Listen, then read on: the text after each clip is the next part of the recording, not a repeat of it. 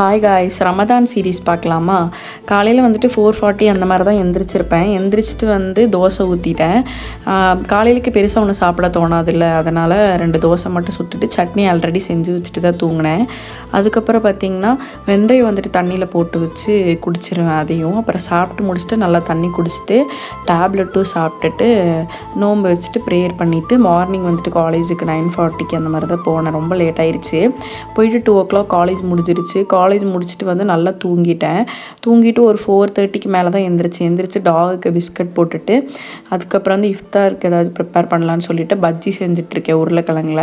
இந்த மாவு நான் ஊர்லேருந்து வரும்போதே வாங்கிட்டு வந்திருந்தேன். அது ஒரு ஃபேக்ட்ரியில் போய் வாங்கிட்டு வந்தது.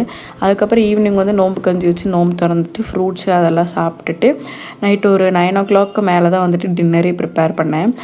ப்ரிப்பேர் பண்ணி சாப்பிட்டுட்டு அன்றைக்கி டே வந்து முடிஞ்சிருச்சு. இது மாதிரி vlogs பார்க்க நம்ம சேனல் ஃபாலோ பண்ணிக்கோங்க.